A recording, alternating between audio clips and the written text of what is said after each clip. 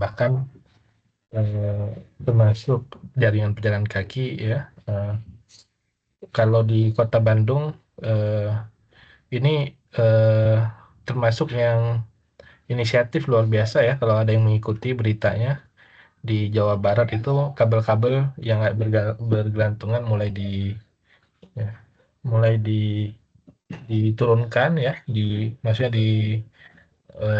dipakai menggunakan jaringan tanah di bawah tanah ya maksudnya yaitu di buah batu gitu.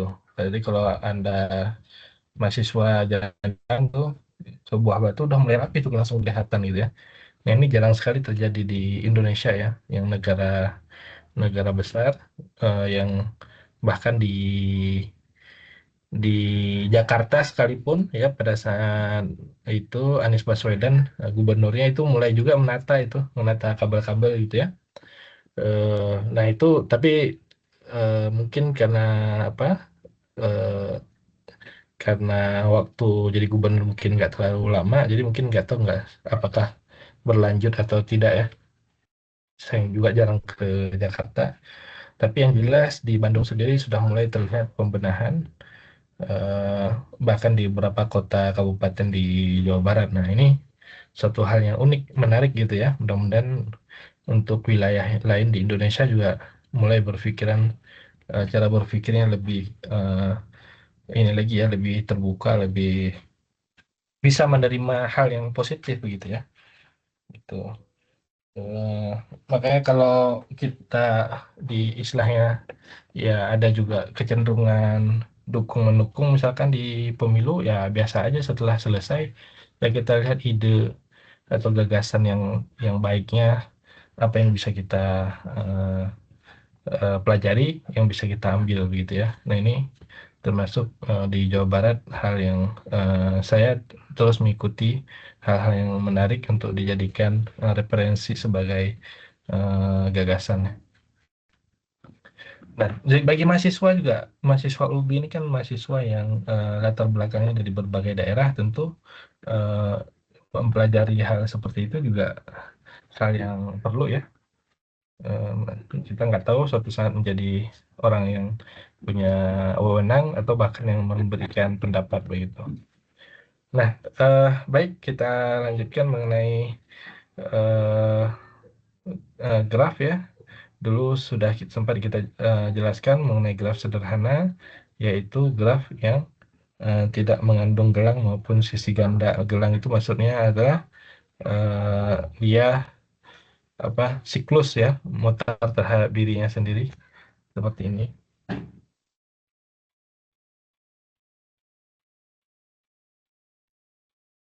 Ya, nah misalkan ini, nah kalau seperti ini maka dia bukan graf sederhana, jadi tidak ada siklus, tidak ada sisi ganda gitu ya.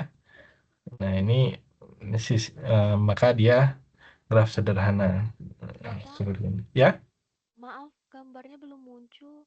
oh belum muncul. Berarti sudah Belum, desain. Bapak. Oke, saya coba ini ulangi.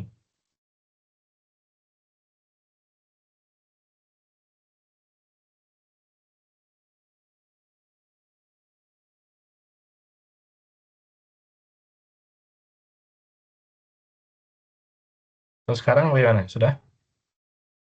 Belum. Udah, Bapak. Ya. Sudah Pak, sudah. Oke, terima kasih ya. Ya, oke. Nah, ini mengenai graf sederhana sebelum yang minggu sebelumnya sudah dijelaskan, tidak ada gelang, ya, siklus seperti ini terhadap diri yang sendiri maupun yang sisi ganda. Ini jelas sisinya satu, satu, satu, satu, satu. Ini satu, satu, satu, satu, satu, satu, satu. Nggak ada sisi ganda. Sisi ganda itu yaitu misalkan dengan ini ya. Jadi pada dua titik yang sama dia memiliki sisi yang lainnya. Nah ini seperti ini. Ini namanya sisi ganda. Kemudian ini juga sisi ganda bahkan triple juga sisi ganda. Nah, ini gelang ya. Kemudian ini juga sisi ganda, ini gelang atau siklus. Ini juga sisi ganda. Nah, ini maka disebut dengan graf tidak sederhana ya, sudah dijelaskan. Kemudian Eh, eh, dan beberapa tipe yang lainnya, yaitu graf tak sederhana bisa dibagi menjadi graf ganda mengandung sisi ganda. Ini dia, ya, mengandung sisi ganda. Kemudian graf semu kalau dia eh, memiliki gelang, ya. Nah, ini memiliki gelang. Graf ganda, tapi ini graf ganda tapi memiliki selang. Ini graf ganda tapi memiliki selang, ya. Nah, graf ganda tapi memiliki selang. Nah, itu adalah namanya graf semu, ya, pseudograf. Nah, ini hanya penamaan aja. Boleh nggak lupa, Pak, ya? Boleh aja sebenarnya kalau penamaan lupa, ya berarti kita coba reminder lagi. Yang penting kita bagaimana cara memahami konsep, ya. Nah, konsep pada graf ini yang paling inti daripada pembelajaran sebelumnya, yaitu ini sih resumenya, ya. Eh, kemudian inti daripada graf eh, mana ya? Inti daripada eh, graf sebelumnya yaitu yang ini. Ini, ya, lema jabat tangan ini, yaitu kalau eh, apa tadi? Kalau suatu graf bisa di apa namanya? Bisa digambarkan, bisa dibentuk seperti itu. Kalau yang pertama adalah jumlah derajat semua simpul. Derajat semua simpul adalah genap. Jumlahnya, ya. Jumlahnya adalah genap. Kemudian dia dua kali daripada jumlah sisi. Nih, ini tiga derajatnya. Ini satu. Ini tiga. Ini satu. Berarti delapan, ya. Tiga. Oh, sorry. Dua, ya. Sorry. Ini tiga. Ini dua. Ini tiga. Ini dua. Tiga, tiga tambah dua, lima. Nah, ini 10 kan. 10 total derajatnya. Nah, ini maksudnya genap sama dengan dua kali sisi. Nah, ini sisinya. Sisi 5. Satu, dua, tiga, empat, lima. Ya, itu semua graf syaratnya seperti itu ternyata. Jadi kalau ada keterangan berbagai macam, kalau nggak memenuhi ini, udah pasti dia tidak bisa dibuatkan grafnya, dan dia bukan graf intinya begitu, ya. Nah, kita lihat yang kedua. Di sini dia eh, gelang atau siklus tadi nilainya dua, ya. Ini satu satu empat, ya. Ini empat, di sini tiga, satu dua tiga, di sini tiga. Berarti empat tiga tiga adalah 10, ya. Maka kita lihat sisinya satu dua tiga empat lima, nah, begitu. Jadi 10 sama dengan jumlah derajatnya tadi, jumlah derajat daripada eh, eh, jumlah derajat daripada semua simpulnya sama dengan dua kali banyaknya sisi, begitu, ya. Dan yang ketiga, satu dua tiga, ini tiga, ini dua, ini dua, ini satu, ya. Tiga dua dua, yaitu tujuh, delapan.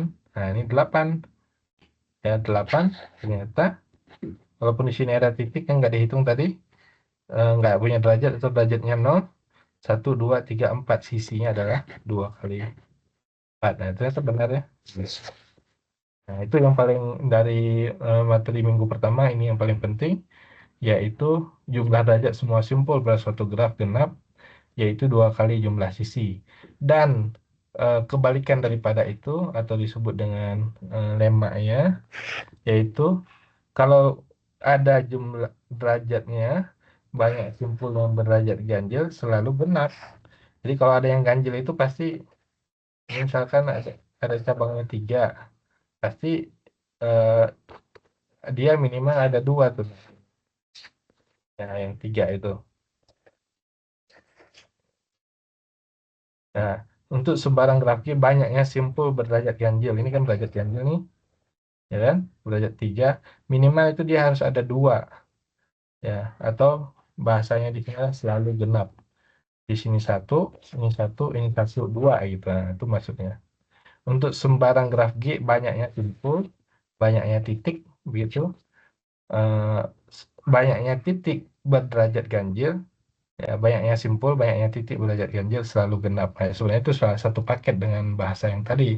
Ya, kalau kita lihat di sini, ini kalau saya urai lagi, satu, dua, tiga, empat, lima. Nah, ada lima titik.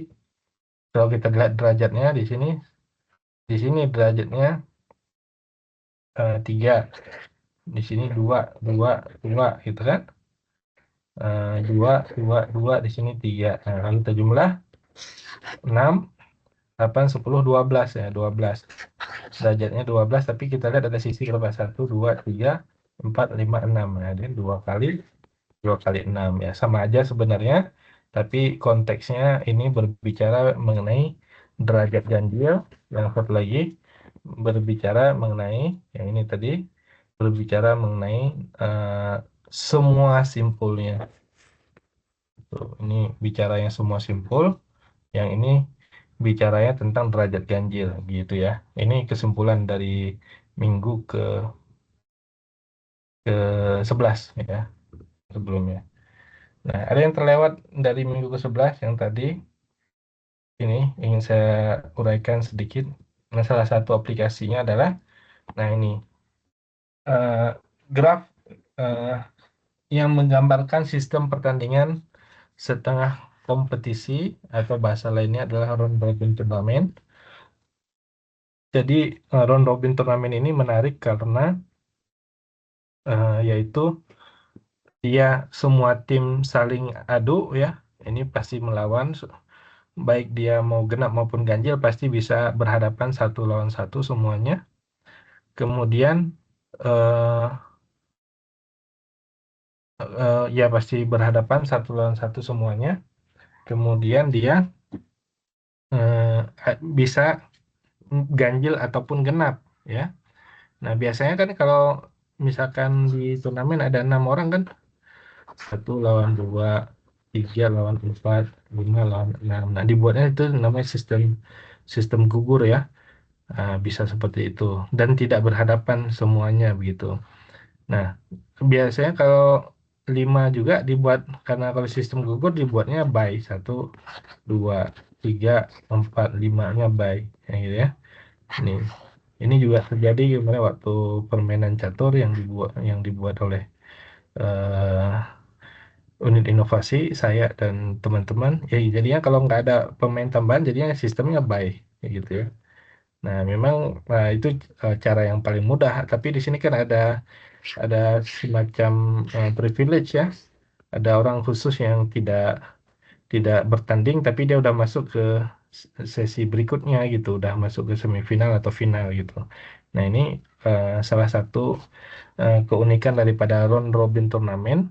Kalau dia diikuti oleh berapapun tim, semua tim bisa bertanding secara fair gitu. Nah, ini bentuk grafnya, yaitu eh, setiap pemain itu, ini kalau 5 ya, kalau 5 yaitu misal dimulai dari satu, dia harus melawan dua orang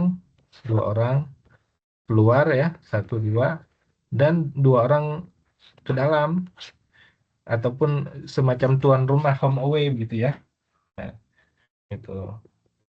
Ya, kenapa dua orang keluar dan dua orang ke dalam? Ya, namanya tadi sistem round robin me- mensy- mensyaratkan dia untuk eh, bertanding aja, maksudnya untuk berlawan,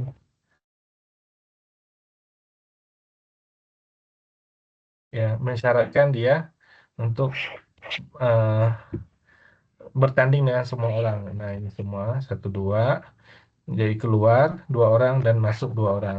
Nah, tapi semuanya pasti saling saling melawan gitu. Maksudnya semua pernah bertemu ya. Nah, ini namanya sistem round robin setengah turnamen. Ada juga setengah kompetisi. Kalau sistem satu kompetisi ya namanya double robin ya. Double double robin turnamen. Nah, ini bisa dipelajari sebenarnya. Eh, jadi kalau melihat di turnamen apapun ya, baik basket apa segala macam, termasuk bulu tangkis dan seterusnya, bisa dilihat dipelajari ini konteks gamenya seperti apa. Nah itu bisa dibuat sistemnya yang yang sehingga itu yang paling menarik adalah ketika sistem itu bisa berlaku fair ya, gitu ya. Nah, eh, saya dan tim sama yang eh, yang menyenangi catur kemarin itu membuat beberapa apa namanya itu simulasi ya, bagaimana supaya turnamen itu bisa fair. Ketika melakukan pertandingan secara apa namanya itu secara onsite atau di tempat menggunakan catur masuk catur langsung ya, catur fisik, yang terjadi adalah apa apa itu illegal move ya.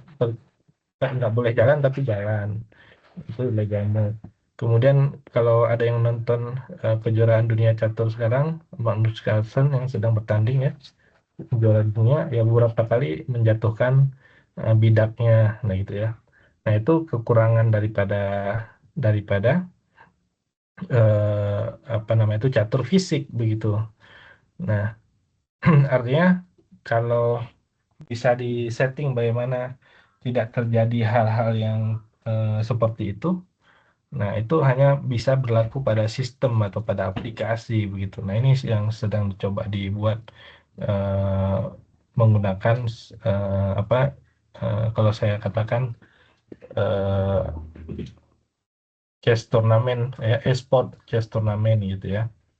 Nah, sederhana tapi belum tentu orang bisa ya. Eh, Buktinya eh, saat itu kemarin Polban itu pernah melakukan sebelumnya beberapa bulan yang lalu, 2 atau 3 bulan yang lalu, pertandingan ya tetap aja masih eh, fisik ya. Itu contoh aja ya. Nah, jadi ketika membuat sistem itu harus sistem itu fair. Bagaimana bisa melakukan penilaian dengan baik penilaian maupun apa namanya itu pertandingan seperti ini gitu. Nah, itu yang membuat salah satunya eh, kemajuan dalam banyak hal gitu ya. Pertama sistem yang fair, transparansi begitu, maka eh, orang akan punya harapan untuk bisa eh, bisa mendapatkan yang diinginkan, yaitu kemenangan dan sebagainya. Nah, berikutnya adalah eh, ini sudah ya. Tadi udah di kesimpulannya yang di minggu kemarin. Kemudian kita lanjut lagi ke yang juga sudah ya. Nah, ini contoh soal ya. Di Labtech terdapat 25 25 pesawat telepon. Apakah mungkin menghubungkan telepon tersebut sehingga setiap telepon terkoneksi dengan 7 telepon lainnya? Kalau 7 telepon itu mungkin eh, ya 25 telepon dalam jaringan seperti itu. Ada 25, 2, 3, 4, 5, 6, 7, 8, 9, 10, sampai 25.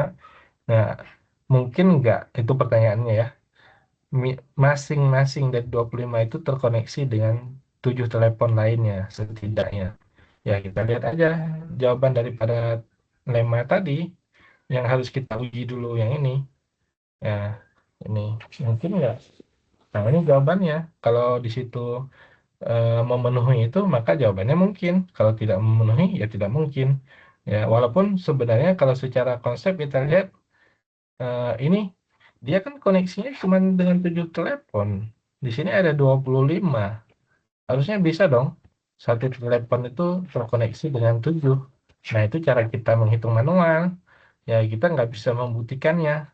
Sedangkan kalau yang tadi, yang namanya sistem atau lema tadi, orang sudah membuktikan. Coba Anda buktikan bisa nggak bahwa apa namanya, bisa nggak Anda buktikan bahwa dia ini tidak tepat ini? Dan oke. Untuk sembarang graf, sembarang itu semuanya maksudnya. Banyak yang simpul berderajat ganjil selalu genap. Atau yang satu lagi tadi. Nah ini, jumlah derajat semua simpul suatu graf adalah adalah genap, yaitu dua kali jumlah sisi pada graf tersebut. Nah, kita cek aja baik yang ini maupun yang kedua ini. Ya, nah, kita cek. Nah, tadi ada 7 telepon, sorry, ada 25 telepon ya, yang ada masing-masingnya adalah berderajat 7. Nah, total derajatnya sendiri adalah 175. Nah, ini total derajatnya adalah ganjil. Tadi mengisyaratkan apa? Jumlah derajat semua simpul adalah genap tuh. Nah, ini jumlah derajat semua simpul adalah ganjil. Nah, ini dipastikan dipastikan karena pada graf ini total derajat semua simpulnya bernilai ganjil, maka graf ini tidak mungkin dibentuk ya. Dengan bahasa lain, ada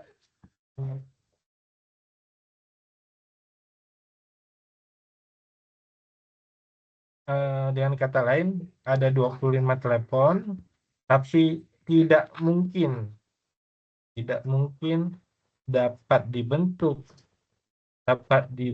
atau dapat dikoneksi masing-masing teleponnya dengan 7 telepon lainnya gitu.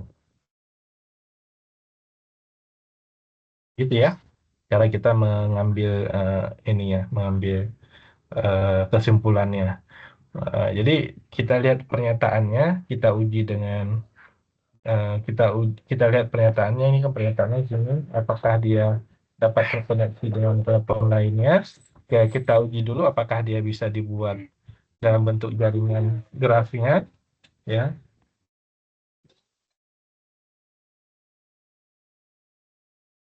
Di luar di luar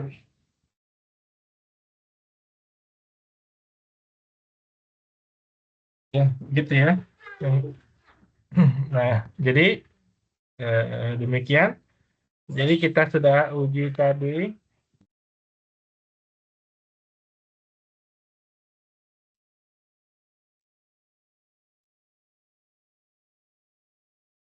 Kita uji tadi 25 telepon, kalau masing-masing dia terkoneksi dengan 7 telepon lainnya, artinya derajatnya 175, maka itu eh, tidak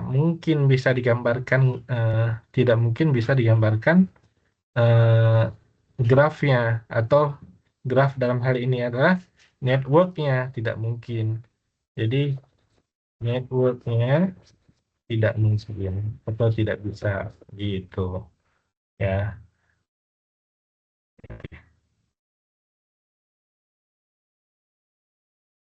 Oke. Kemudian lintasan. Nah, lintasan ini udah ya, bahwa lintasan itu antara titik dan simpulnya bergantian V0 E1, V0 titik 0 E1, V1 E2 ya, V1 V2 V2 E3 V2 E3 V3 V3 di sini E4 ya, sisi keempat maksudnya, dan seterusnya. Ya, sesuai dengan lintasan yang ingin kita tulis. Bisa dalam bentuk eh, bisa ditulis dalam bentuk juga di sini titik vertex ya. Ini juga tulisnya dalam bentuk titik sebenarnya, 0 6 3 7 9 10. Ini titik ya. 0 6 ya.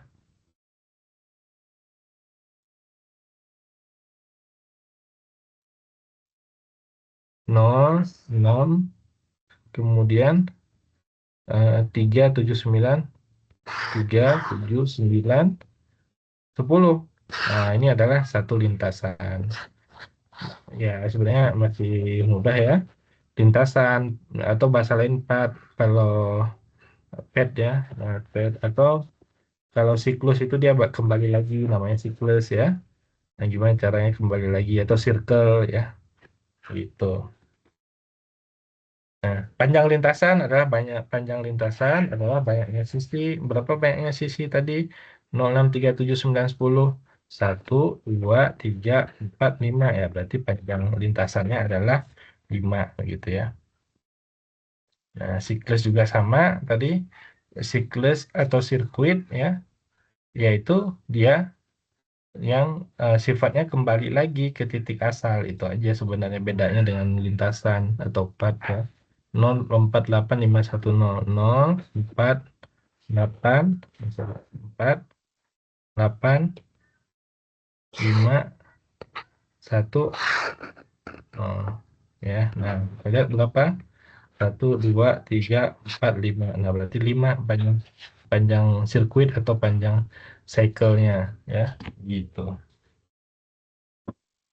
Nah, keterhubungan connected. Nah, ini berarti gampang ya, ini terhubung, maka connected.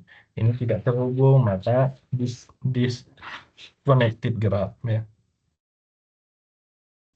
Kemudian jadi jelas ya, daripada gambar juga jelas. Ada satu saja titik yang tidak terhubung, maka dia disebut dengan graph disconnected ya. Kemudian terakhir di sini ya, yaitu bahwa ada yang disebut dengan terhubung kuat dan terhubung lemah. Apa itu terhubung kuat? Nah, intinya dua titik, U dan V, dua titik atau simpul atau vertex ya, dia disebut terhubung kuat jika dari U ke V bisa, maksudnya bisa ada lintasannya, kemudian dari V ke U juga ada. Nah, gitu. Walaupun dia nggak secara langsung begitu. Contohnya di sini dari satu ke dua ini ada, dari dua ke satu ada nggak?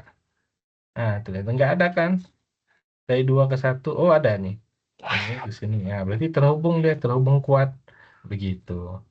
Eh, tapi bukan hanya satu ini semuanya, semua titiknya satu ke dua, satu ke tiga, satu ke lima, satu ke empat.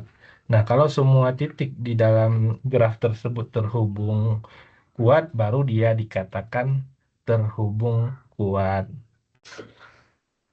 Itu grafnya gitu. Graf yang terhubung kuat. Kalau ada satu saja tidak terhubung kuat, maka dia disebut terhubung lemah grafnya gitu. Ya, dengan bahasa lain di sini adalah jika U dan V tidak terhubung kuat, tetapi terhubung pada graf tidak berarah. Graf tidak berarah itu maksudnya kalau kita hapuskan arahnya, dia masih terhubung tuh. Maka disebut terhubung lemah. Artinya dia terhubung hanya searah aja gitu ya. Gitu. Nah, itu bedanya terhubung kuat dan terhubung lemah ya. Jadi kita konteksnya bisa melihat apakah dari titik ke titik atau grafnya. Kalau titik ke titik satu ke dua cukup melihat dari satu ke dua terhubung, dua ke satu terhubung ya. Berarti titik satu dan dua terhubung kuat. Nah, itu kita konteksnya adalah titiknya. Ya, kalau graf berarti harus semua titik satu ke dua, satu ke tiga, satu ke empat, satu ke lima, dua ke satu, dua ke tiga, dua ke empat, dua ke lima gitu. Ya, karena terhubung kuat itu satu ke dua, dua ke satu, ya sebenarnya nggak perlu semuanya juga. Kalau satu ke dua, dua ke satu. Kemudian satu ke tiga, tiga ke satu udah otomatis. Satu ke empat, empat ke satu juga udah otomatis. Satu ke lima, lima ke satu udah otomatis. Kalau memang ada ya terhubung. Kemudian dua, dua ke satu udah ada ini. Dua kedua, dua kedua enggak ya? Dua ketiga, dua ketiga, dua ke dua ke empat, dua ke empat, dua ke lima. Nah, dua ke lima kan kalau terhubung kuat artinya dua ke empat, empat kedua juga sudah terhubung gitu ya. Kalau cara ngecek itu satu per satu, begitu ya. Nah,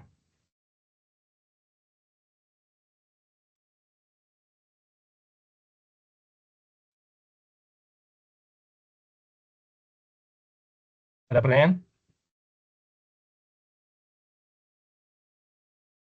Ya, belum ada ya. Dan kalau terhubung lemah tadi intinya adalah ada salah satu arah, kalau U dan P-nya eh, satu kedua terhubung, dua ke satunya tidak terhubung. Nah, kira-kira begitu. Ya, itu namanya terhubung lemah, begitu ya.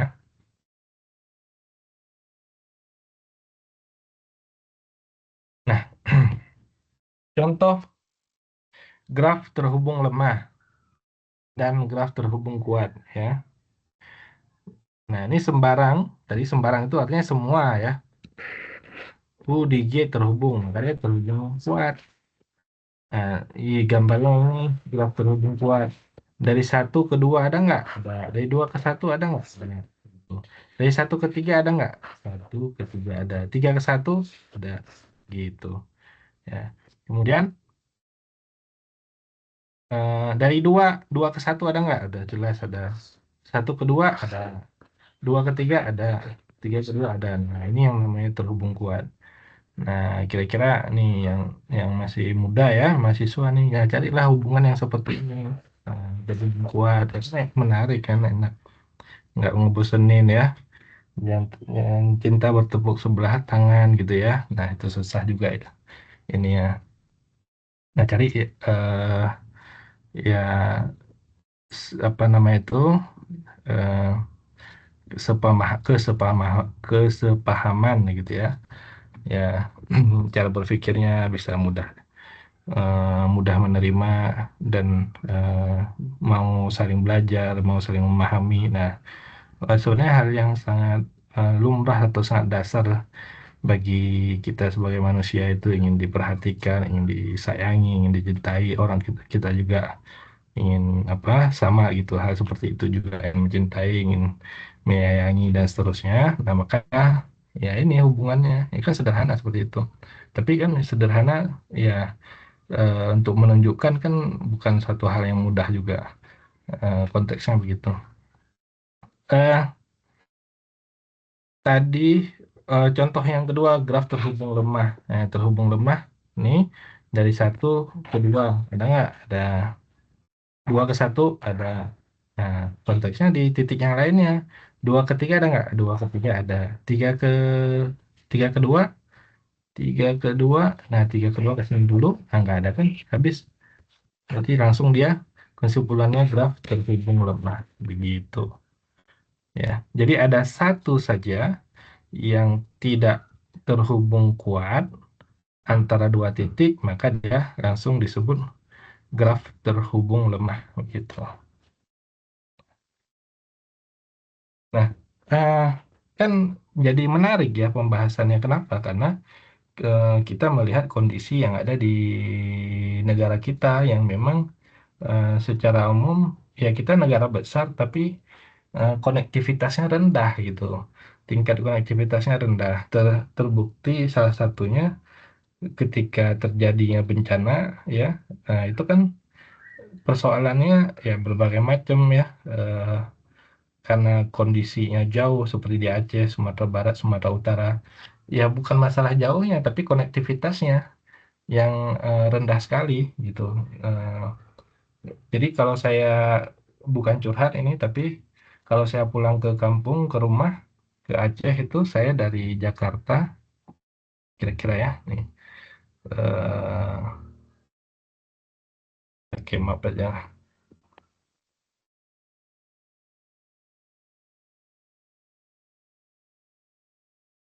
Indonesia ya, kira-kira, oh ini nggak bisa dicoret.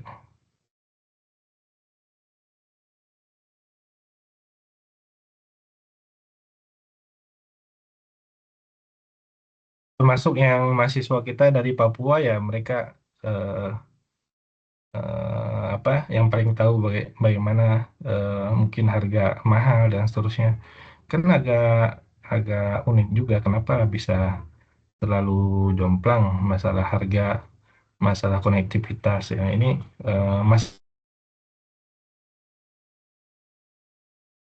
menjadi pro supaya kita menjadi orang Indonesia yang tahu bahwa kita punya kekuatan, ya kekuatan kita itu adalah ya ini yang kita lihat di sini nih, negara besar yang eh, harus orang-orangnya, mahasiswanya, cara berpikirnya besar, ide-idenya, gagasannya besar gitu ya. Nah, itu.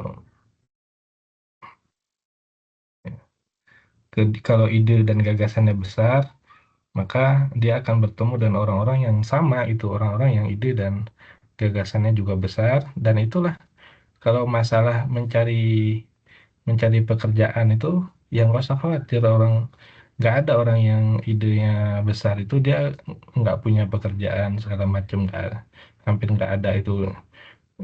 Ferry Irwandi influencer saja ya, kalau yang mengikuti itu bisa ngumpul donasi loh, dia bisa ngumpulin donasi sampai 10 miliar. Coba bayangin, kita kalau jadi orang biasa bekerja seperti saya, dosen, gaji mungkin sekian berapa, cuman pernah megang uang kayaknya 1 miliar juga susah gitu kan istilahnya, maksudnya jarang gitu. Nah coba bayangkan dengan itu, karena idenya besar, gagasannya besar. Nah itu yang saya ingin sampaikan kepada mahasiswa sekalian aja. Ini belum bisa dicoret nih. Ayo, mau munculin ini nggak bisa dicoret. Nah, ya intinya mah dari Jakarta sini turun ke Medan sini ya terbangnya. Saya pengen munculin ini nih, mana tadi? Nah ini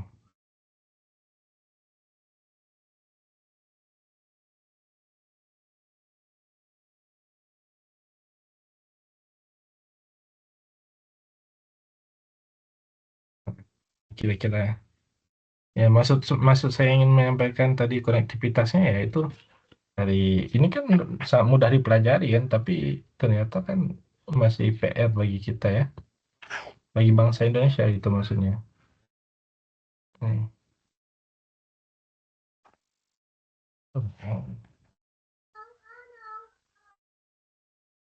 Susah ya udah. Ya intinya eh, dari Jakarta kira-kira ke Medan itu 2 jam. Eh ternyata kan cepet juga 2 jam. Tapi dari Medan ke Acehnya itu bisa 12 jam loh ke sini. Baru belum ke Banda Acehnya. Nah, yang lain juga saya rasa sama ya. Wilayah yang lainnya apalagi Papua gitu ya. Perjalanan ininya deket ya, pesawat dan seterusnya. Tapi perjalanan daratnya itu masih butuh waktu yang lumayan. Itu menunjukkan konektivitas. Gitu.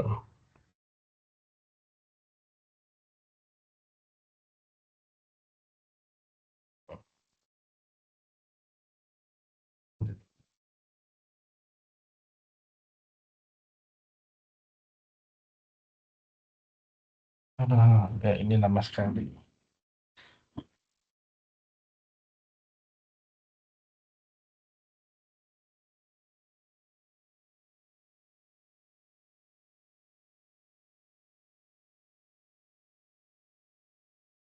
Loading sebentar ya. Hmm.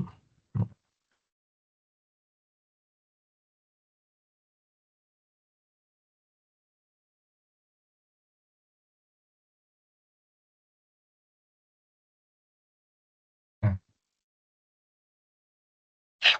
oke. Nah, kita kembali lagi. Jadi konektivitas supaya terhubung kuat ya. Eh, Kalau terhubung lemah tuh, eh, saya juga udah mempelajari ya. Eh, Kalau yang mengikuti Ferry Irwandi kemarin mengirimkan bantuan, jadi dari pusat kota Jakarta atau di Pulau Jawa ngirim bantuan ke wilayah, ke daerah, itu kan muatannya penuh, tapi kembalinya kosong. Nah, itu kan sama juga eh, bisa mungkin daerah ini kira-kira itu ya. Nah dari pusat ini penuh nih, baik pesawat ataupun truk segala macam. Nah dari daerah ke pusat ini kosong gitu. Dan itu bukan sekali dua kali terjadi, sering ya.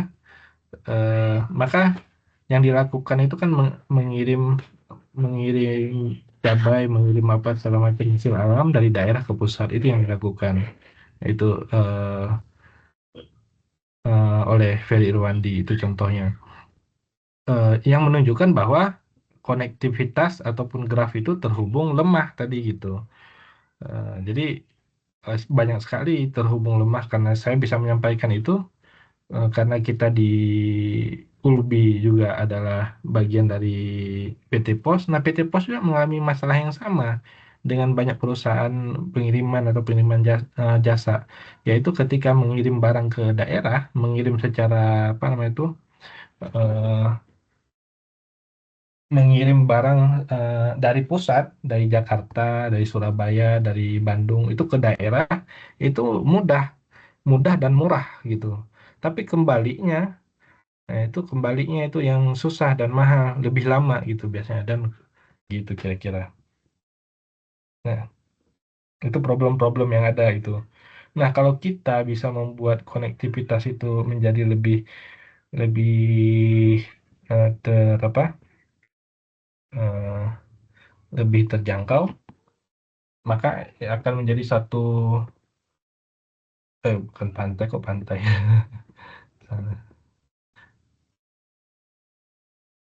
Ini ya, saya berikan contoh real di Bandung ya, bahkan di beberapa tempat yang lain. Mana tadi? Bandung, Bandung Maps. Ini bagi orang Bandung sendiri pasti paham ya konsepnya. Nah, ini saya tunjukkan aja.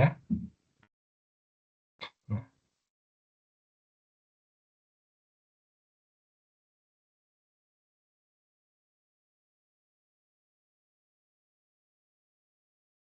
posisi kita eh, di saya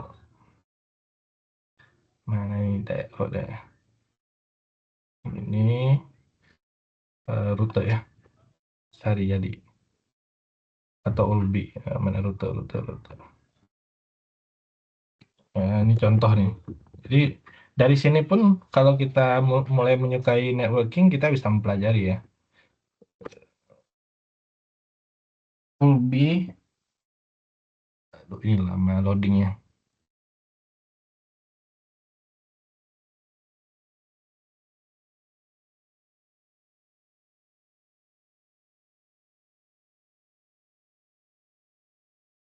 Ah, tinggalkan aja lama sekali.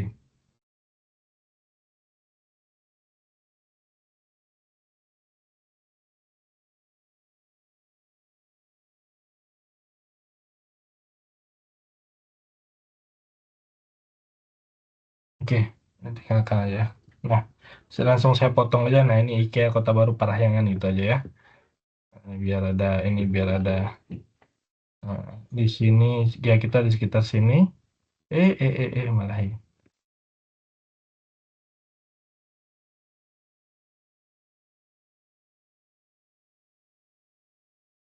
Soal saya masih cukup jelas ya. Jelas, Pak. Jelas, oke. Bapak. Ini saya mau coba screenshot dulu ya. Ini laptop saya udah mulai agak ngeheng.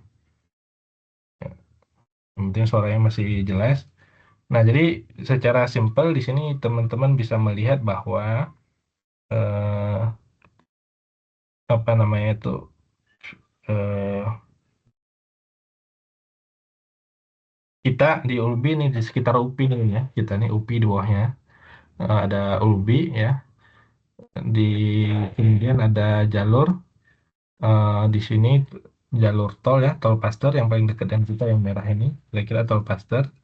Nah, kalau eh, di Bandung itu sudah penuh luar biasa, mahal segala macam, ada orang yang berpikiran itu maksudnya eh, kalau bahasa politiknya oligarki gitu ya, yang mereka membuat membeli lahan di Kota Baru Parahyangan tuh, yang namanya hutan segala macam dia beli berapa puluh hektar, kemudian dia bikin rumah segala macam, belum ada segala macam, belum ada akses ya, eh, belum ada akses tol segala macam. Akhirnya eh, nih, saya ini aja nggak jadi aja nih, loadingnya lama. Nah, akhirnya dibuatlah jalur tol namanya tol Kota Baru Parahyangan. Jadi dibuat tol Kota Baru Parahyangan. Nah, ini ada Ulbi di sini. Turun ke bawah Paster. Dibuat tol Kota Baru Parahyangan. Bahkan tolnya sendiri itu masuk ke dalam Kota Baru Parahyangan.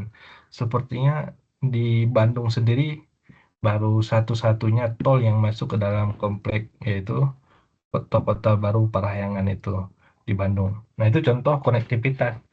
Saya nggak tahu misalkan yang punya itunya bayar berapa segala macam, bagaimana tolnya bisa masuk ya, dan seterusnya. Tapi yang jelas yang dibangun di situ konektivitas, sehingga harga yang tadinya murah itu mahal sekali di sana tuh di Kota Bapeangan ya, bisa miliaran itu harganya gitu. Padahal di Kota Bandung sendiri harganya eh, harganya juga nggak sampai seperti di Kota Baru gitu. Karena ada konektivitasnya. Jadi konektivitas itu mahal, gitu ya. Oke, jadi saya lanjutkan ke sini. Ini agak mengganggu nih. Ini,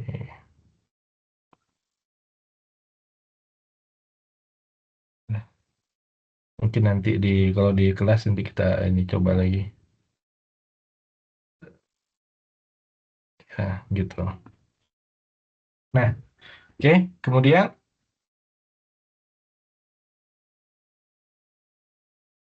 oh, nah, subgraf. Ini upagraf namanya subgraf bagian ya. Bagian daripada graf. Jadi eh, graf itu terdiri dari berapa bagian. Nah, bahasa lainnya adalah kalau graf itu di sini ya ini satu satu graf satu bagian ya, ini cuma satu bagian karena nggak ada ininya, nggak ada yang terpisah. Ini eh, ini bagian sebuah upagraf, ini bagian daripada graf ini gitu ya. Subgraf itu bagian daripada graf dengan mengurangi ataupun menambah dengan mengurangi titik ataupun sisinya begitu ya. Jadi bahasa lainnya di sini adalah titiknya adalah titik daripada graf, kemudian sisinya sisi daripada graf. Ini grafnya, grafnya itu adalah titiknya dihapus satu atau sisinya dihapus satu, maka udah jadi bagian dari graf. Dihapus dua sisinya seperti ini atau titiknya dihapus dua juga dia graf gitu. Bagian sub ya, ya sub himpunan dan lain sebagainya. Kemudian elemen komplemen, komplemen daripada upagraf. Komplemen kebalikannya berarti ya, pelengkap. Kalau digabung antara subgraf dan komplemennya, maka akan menjadi graf itu sendiri. Ya, seperti itu. Ya, komplemen itu kebalikannya, gitu.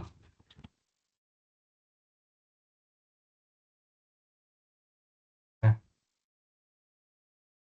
komponen graf. Nah, komponen graf adalah jumlah maksimum upagraf terhubung, ya. Jadi upagraf terhubung dalam graf G. Ya. Ini ini adalah satu, dua, tiga, empat. Ya, berarti dia empat komponen. Empat komponen. Upagraf terhubung. Ini kan upa sub. Sub dari mana? Sub dari semuanya, gitu. Subgraf ini juga subgraf, ini juga subgraf, ini juga subgraf. Maka jumlah maksimum subgraf terhubung, ya. Ini satu, dua, tiga, empat ya. Komponennya ada empat gitu aja sebenarnya, ya. Nah, kalau ditanya di sini ada berapa komponen ya? Gampang ya. Satu, 2, 3. Grafnya tidak terhubung. Ya, namanya disconnected graph yang memiliki 3 komponen.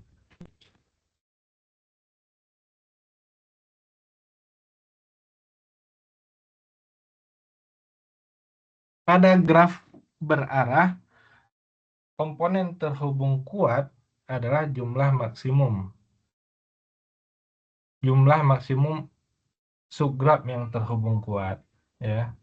Jadi pada graf berarah, jumlah maksimum subgraf terhubung kuat. Ini terhubung kuat. Yang 1 ke 2, 2 ke 1 ada. 2 ke 3, 3 ke 2 ada. 1 ke 3, 3 ke 1 ada. Nah, 4 ke 5, 5 ke 4 nggak ada. Bukan subgraf. Bukan komponen. Ya. Nah, kemudian ini satu titik dianggap dia terhubung kuat 1 ke 1 ya ke titiknya sendiri. Jadi ada 2 komponen gitu untuk graf berarah.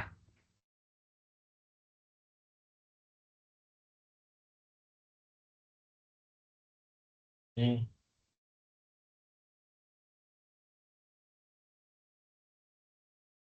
Nah, subgraf merentang. Nah, ini merentang ya, yang menarik. Eh, yang dikatakan merentang sekali lagi adalah menjangkau. Menjangkau itu menjangkau semua apa? Semua titiknya. Ada berapa titik di sini? Ada 5. 1, 2, 3, 4, 5. Yang dikatakan merentang bebas saja sisinya, tapi dia menjangkau semuanya. 1, 2, 3. 1, 2, 3, 4. Nah, sudah menjangkau, sudah. Berarti dia eh, eh, spanning graph atau merentang. Ya, kalau cuma segini udah merentang. Nah, kalau udah menjangkau semua titik itu. Gitu. Ini nggak ada pun masih merentang. Ini 1, 2, 3 ya, 4, 5 ya nggak kena, maka dia tidak merentang gitu. Ya, merentang dan bukan merentang atau tidak merentang ya, begitu. Silakan ada pertanyaan dulu.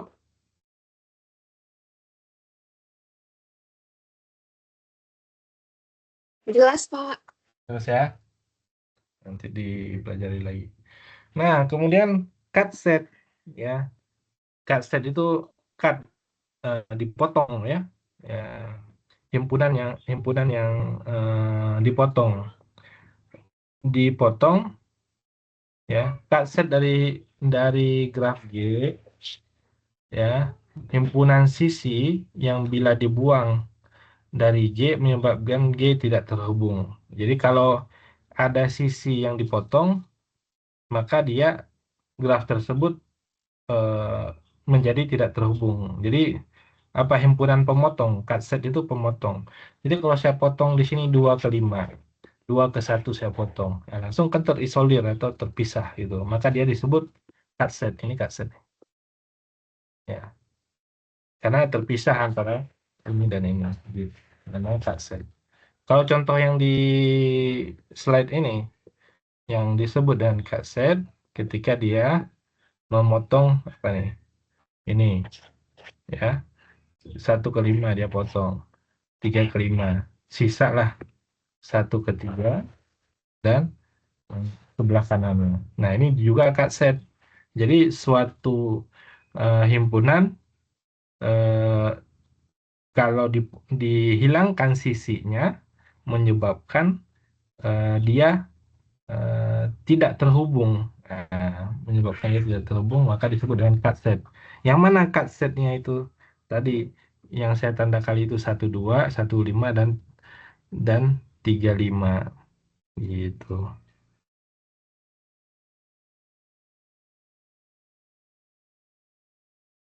Ada satu lagi ya yang bawah sini ya.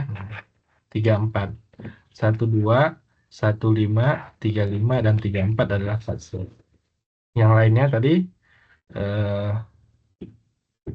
contoh cut setnya yaitu himpunan pemotongnya. Kalau saya hilangkan di sini 25, 21, maka tinggal yang ini. Dan ini itu cut juga. Begitu. Himpunan pemotong. Gitu. Kemudian kita lihat yang bukan cut set, ya. Bukan himpunan pemotong, 1, 2, 25 cut set. 1, 3, 1, 5, 1, 2. 1, 3, 1, 3, oke. 1, 5, ini. Dan 1, 2. Cut set juga bukan, cut set. Apa yang tinggal titik ya? Di sini ada titik. Nah, dan cut setnya, gitu ya. Kemudian 26 juga cut set. Nah, 26 kalau dihilangkan tinggal di sini titik ya. Nah, tinggal titiknya yang dihilangkan tuh sisinya aja. Kalau 26 saya hilangkan, tinggal sisinya di sini berarti cut set. Cut set ini memotong antara itu ya, itu. Kemudian bukan cut set yang mana? 1, 2, 25, 45. 1, 2, 25, 45. 1, 2, 25 saya potong, saya hilangin. 45 saya hilangin. Nah, kan masih connected semuanya. 1, 2, 25. 1, 2, 25 dan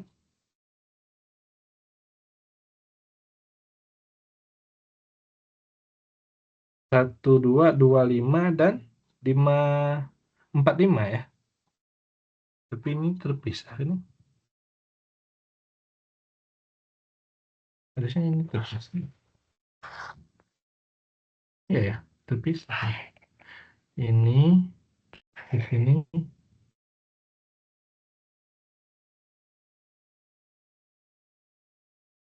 Ini.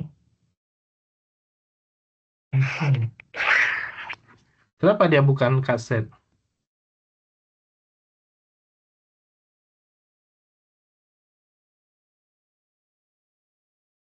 Harusnya kaset ya. Himpunan pemotong juga tuh. 1, 2, 25, 45. 1, 2, 25, 45.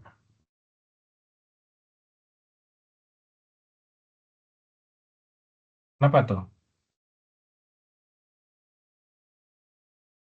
Ya, yang bikin ini juga bisa jadi salah ya.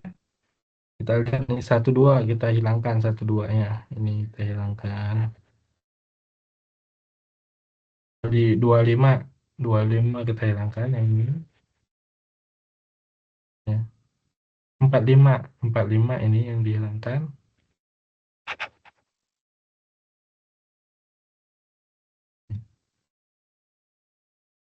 Terusnya jadinya tinggal apa nih?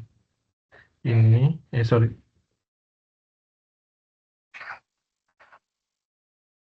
Ini gitu. Titiknya masih ada di sini ya. Ini juga masih ada. Ini ya harusnya cut set ya. Oh, yang dihilangkan kan yang ini. Ada lagi yang ini. Ini cut set namanya, tetap cut set ya. Salah ini.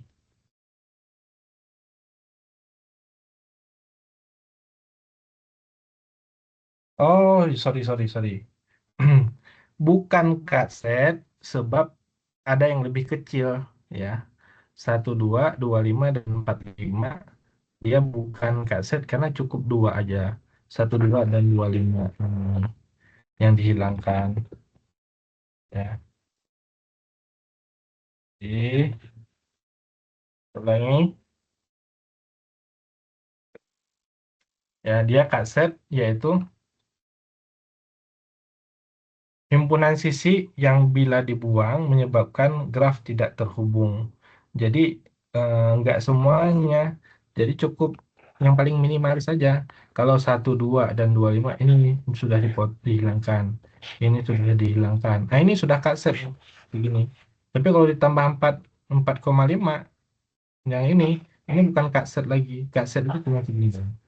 Gitu maksudnya. Ya, itu. Bagaimana himpunan pemotong? Bisa dipahami? Jelas?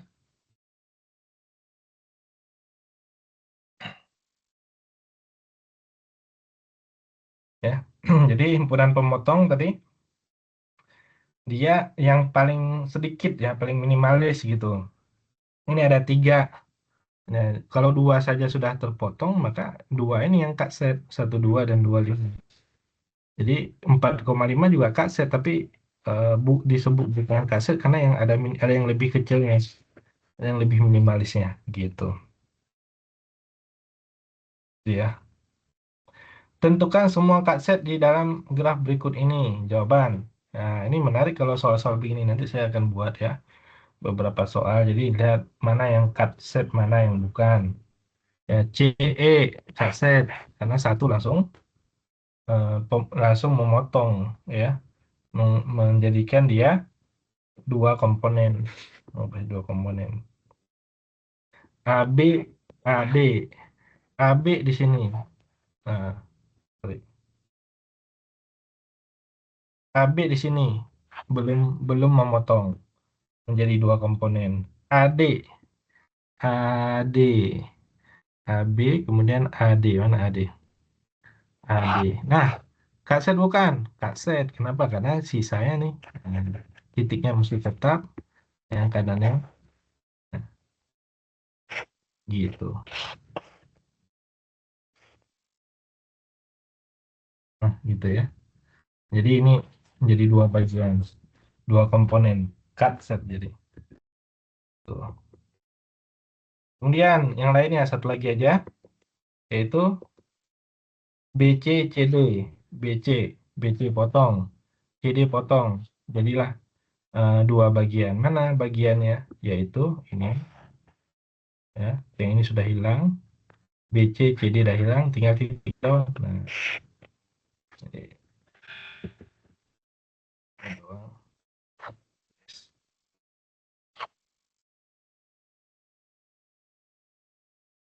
Gitu ya. Bisa diikuti ya. Ya. Tuh, jadi ini cut setnya. BC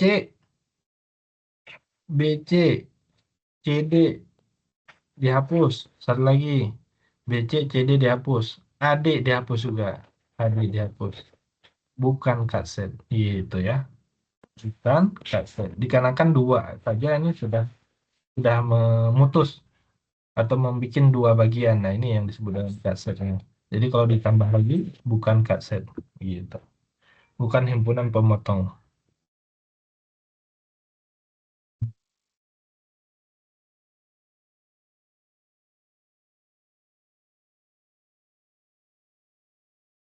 Oke. Nah, berikutnya adalah graf berbobot. Intinya adalah sisinya dikasih bobot. Bobot berapa? Nah, bobot ini kita kembalikan lagi kepada interpretasi nanti di dalam penerapannya. Apakah dia lama waktu tempuh, misalkan, atau luasnya apa tuh? Kalau jalan itu kan lebar jalan, ada yang cukup untuk 1 mobil, ada yang cukup untuk 1,5 mobil, ada yang cukup untuk 2 mobil saling berpapasan, bahkan untuk 3 mobil seperti itu. Nah, ini bisa kita kasih bobot untuk menandakan tadi dia bisa di sebagai arus lalu lintas dan seterusnya. Nah, ini bisa kita interpretasikan ke sana. Itu contohnya. Bobot ini banyak maknanya. Jadi eh, bahkan pada matrik yang sama kita bisa ngasih bobot yang berbeda. Oh, ini artinya tentang luasnya jalan, panjang jalan maksudnya ada yang 2 meter, 3 meter dan seterusnya. Kemudian yang lainnya tentang misalkan kepadatan lalu lintasnya, waktu tempuhnya dan seterusnya begitu bisa aja begitu ya. Kemudian bobot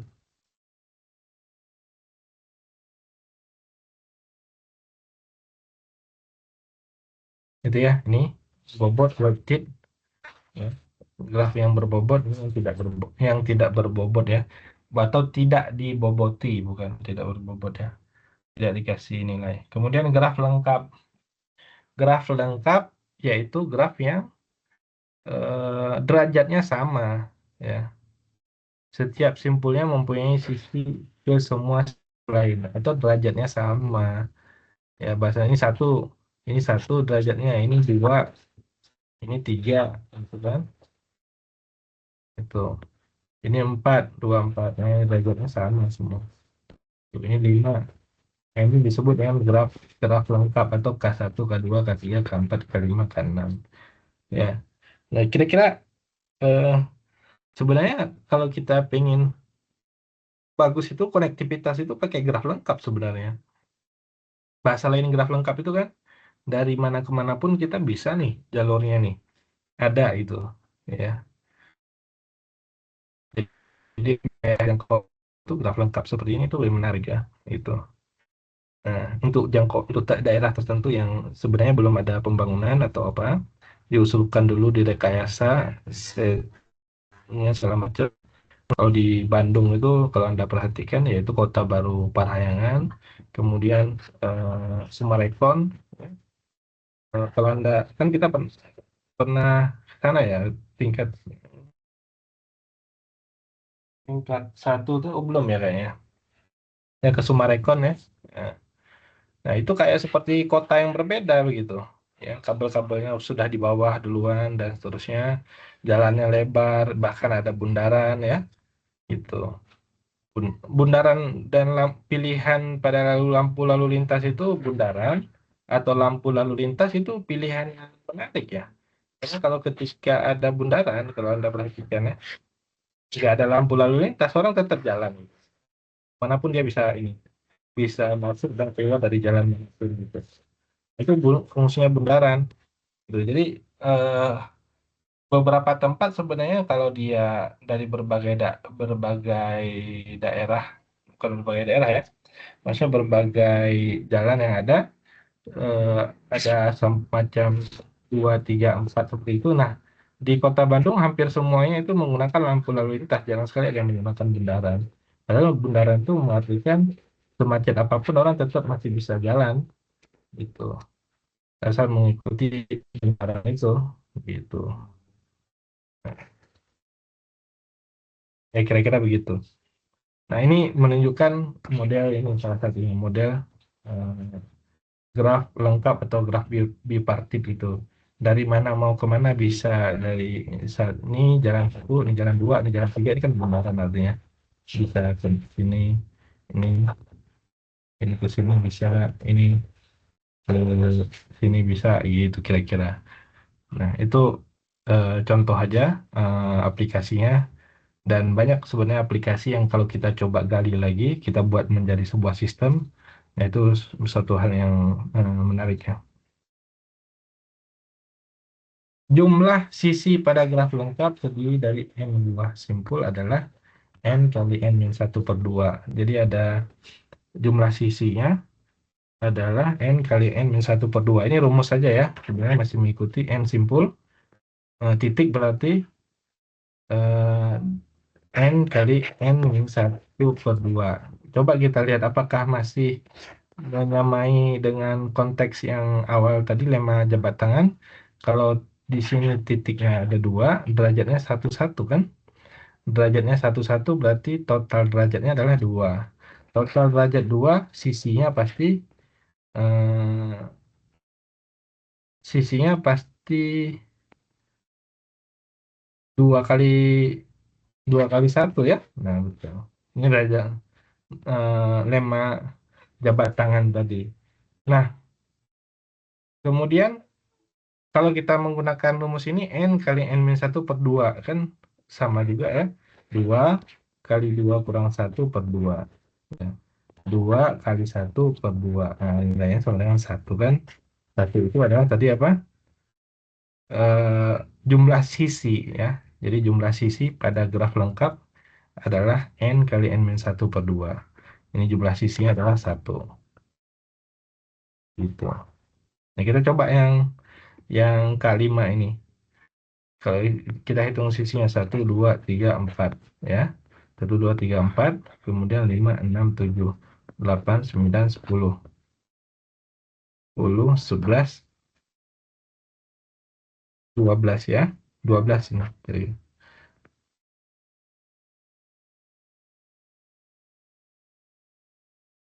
Itu nggak ya? Coba dihapus lagi dulu.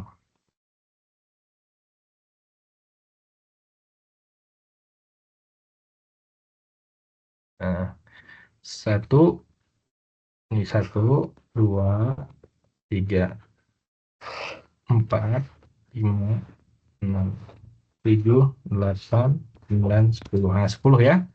Yang berarti kalau titiknya ada satu, dua, tiga, empat, lima, titiknya adalah 5. Kalau kita menggunakan lema jabat tangan, menggunakan derajat ya, satu, dua, tiga, empat. Satu, dua, tiga, empat. 4 kali 5. 4 kali 5 sama dengan 20. Derajatnya 20. Berarti sisinya adalah 2 kali 10. Nah, sisinya adalah 10. Gitu. Terbukti sisinya adalah 10. Kalau kita menggunakan tadi konsep ini, titiknya titiknya ada berapa? 5. Berarti 5 kali 5 kurang 1 dibagi 2. Artinya 5 kali 4 dibagi 2 atau 20 bagi 2 sama dengan 10. Begitu. Ya benar ya. Nah, masih terbukti itu. Nah, jadi itu graf lengkap. Kemudian dan seterusnya di sini sampai ada K15, K66. Wah, ini udah unik ya gitu ya. Ini belum lagi nanti ada pewarnaan dan seterusnya ya. Kemudian graf lingkaran adalah graf sederhana yang set simpulnya adalah 2. Setiap simpulnya 2.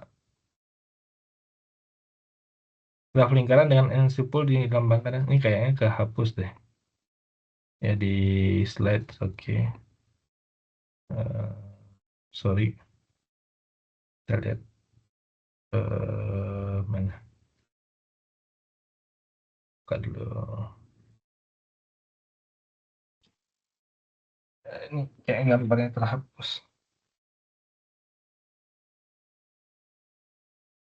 Ya, kurang lebih kita 5 menit lagi ya. Izin sebentar. Nanggung itu slide-nya.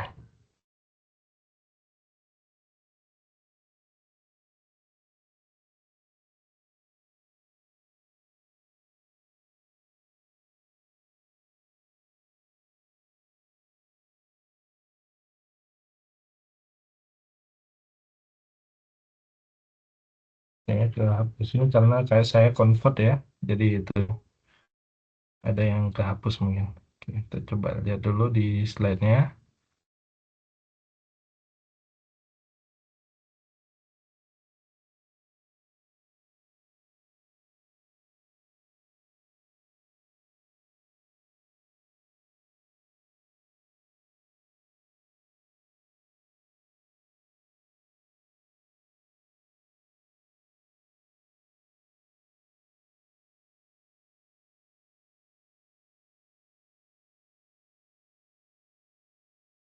Nah ini, ya betul ya kehapus ya. Nanti ditambahin lagi.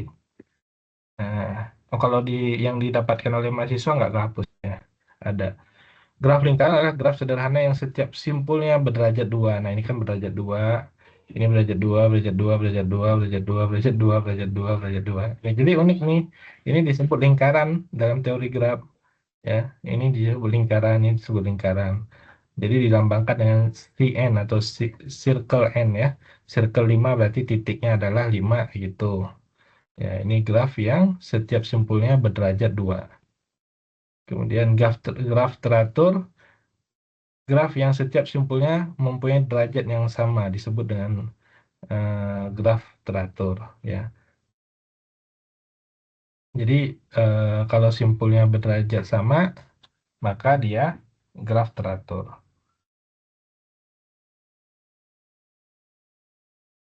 Ya, kita lihat di sini graf teratur apakah dia eh, masih menggunakan apa? Lema jabat tangannya masih ini enggak? Pen mana pen?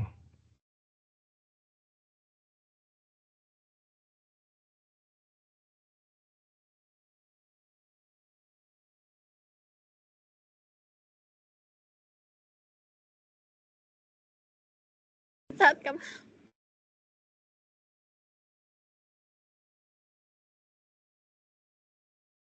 Oke, Ya, nggak ini. Ya, kita lihat aja dari sini. eh ini nggak muncul. Ada mau, mau nulisnya agak susah.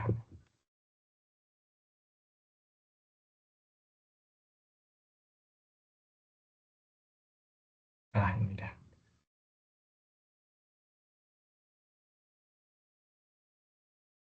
Kalau PDF nggak bisa dicoret di sini.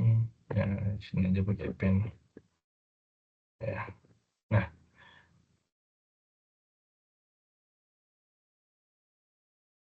hmm,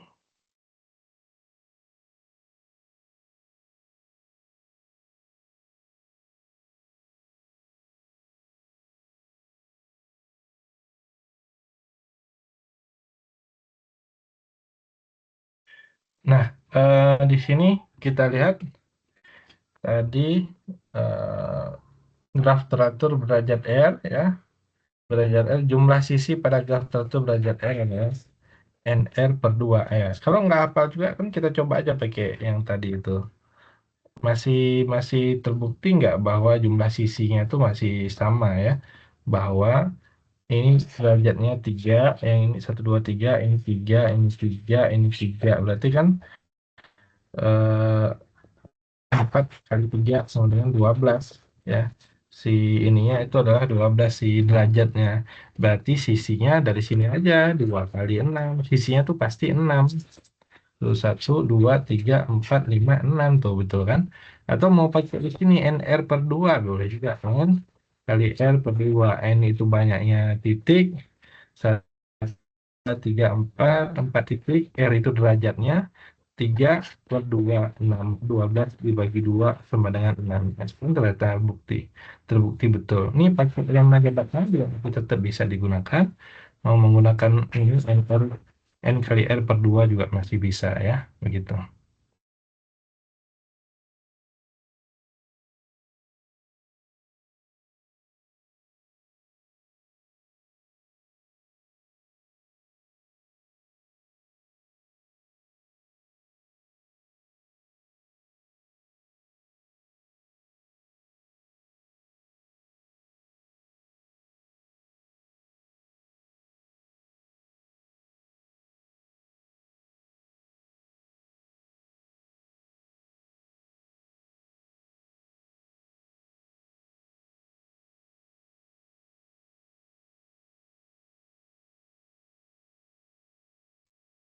Ada oh ini dia. Gitu ya. Nah, sekarang kita lihat berapa slide lagi nih, sebentar sedikit lagi ya. Yang itu slide berikutnya. Nah, ini apa lagi? Contoh contoh graf teratur ya. Intinya graf teratur tadi derajatnya sama ya. Ini derajat bersama. Derajatnya sama, ini derajatnya sama ya. Dia graf teratur. Ini derajatnya tadi 2, 4, 5, ini graf teratur ya.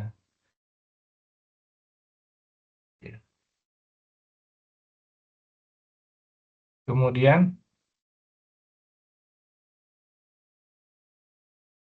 di sini pertanyaannya berapa jumlah maksimum dan jumlah minimum simpul pada graf sederhana yang mempunyai 16 buah sisi dan tiap simpulnya dan tiap simpul berderajat sama dan, dan tiap simpul berderajat sama dan tiap simpul berderajat lebih dari sama dengan 4.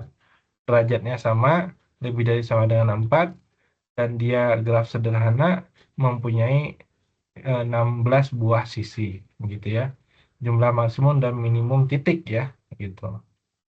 Nah, tiap simpul berderajat sama, maka dia graf teratur gitu. NR per 2 tadi si apa namanya itu titiknya. Jadi didapatkan di sini N-nya yaitu 2E per R atau 2H. H itu adalah titik ya. Eh, Yaitu 2 kali H itu sorry, H itu sisi ya, sisi ini ya, 16 buah sisi. Jadi sisinya sama dengan NR per 2. Jadi N itu justru titiknya. Sehingga di sini N adalah 32 per R. Untuk R sama dengan 4, jumlah jumlah simpul yang dapat dibuat maksimum yaitu 8.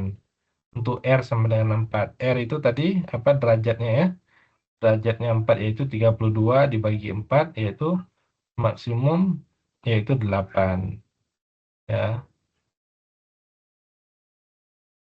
Kenapa 8 di sini? Untuk R sama dengan 4.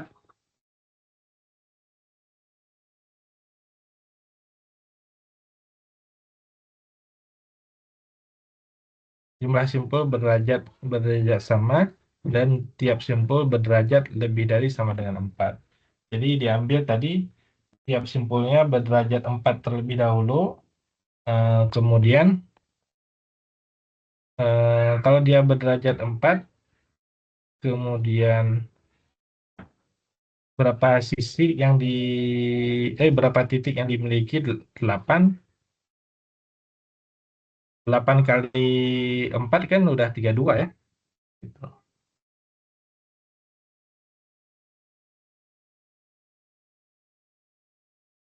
Ya. Oke ya, ini nanti kita uraikan lagi. Ya, bisa diikuti.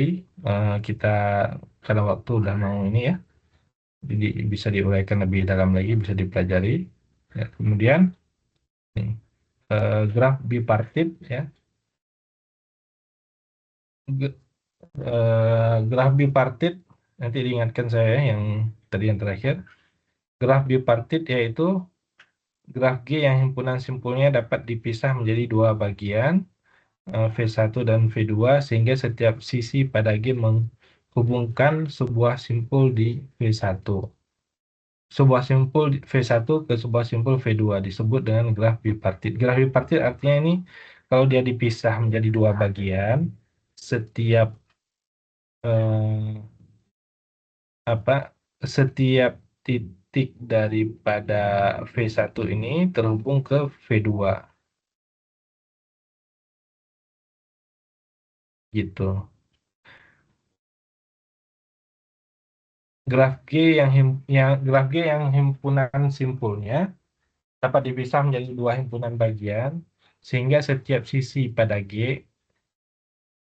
menghubungkan sebuah simpul di V1 ke sebuah simpul di V2. Jadi ada titik V1 yang terkoneksi di V2 gitu ya. Nggak harus semua, tapi satu saja terkoneksi di antara V1 dan V2, maka dia adalah graf bipartit gitu.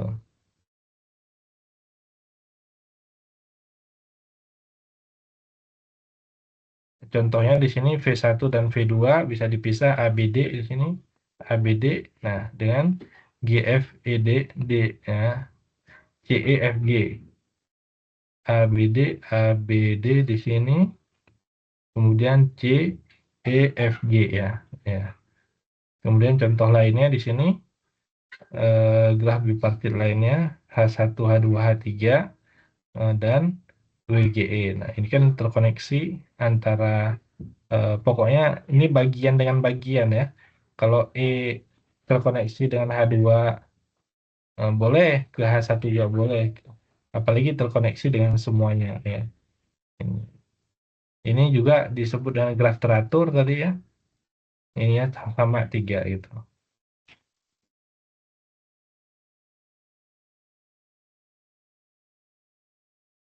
Nah, kalau ini bisa disebut dengan graf bipartit tadi dengan cara memisahkan ini satu titik, yang lainnya di ini satu bagian, yang titik ujung-ujung ini bagian satu yang lainnya. Ini satu bagian sebelah kiri, yang lainnya sebelah kanan. Jadi di bipartit seperti ini. Itu. Nah, apakah ini graf bipartit? Ya, jawabannya ya dapat digambar ulang seperti ini. Nah, bipartit itu tadi dia menjadi dua bagian seperti ini. Bagian sebelah kiri itu terkoneksi dengan bagian sebelah kanan. Satu titiknya yang tidak terkoneksi, maka dia bukan bipartit ya. Gitu. Nggak mesti semua, ya ini hanya sebagian kan. Ini 7 hanya ke 3 dan hanya ke 5. 6 hanya ke 2, ke 3, ke 2, 5, dan 8 gitu. Itu saja untuk perkuliahan hari ini. Silakan ada yang ingin ditanyakan. Karena kayaknya cukup lumayan banyak deh kayak tadi. Tapi itu hanya pengenalan ya. Jadi dibaca sendiri juga masih bisa. Nanti saya akan lebih uraikan yang ini tadi ya.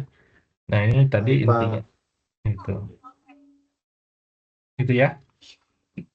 Ini waktunya sudah 5.12. Mudah-mudahan nggak bosan ya. Online ya gitulah. Ngeliat layar mungkin agak capek atau agak bosan. Mudah-mudahan masih bisa mengikuti tadi ya. Kalau belum kurang jelas nanti bisa dipelajari kembali. Itu saja untuk perkuliahan pada hari ini. Terima kasih atas waktu dan perhatiannya. Selamat sore semuanya. Assalamualaikum warahmatullahi wabarakatuh. Terima kasih Bapak. Terima kasih Bapak. Terima kasih, Bapak. Terima kasih Bapak. Terima kasih Bapak. Terima kasih Bapak. Baik. Untuk absen aman ya, insya Allah ya. Aman insya Allah Pak, hadir.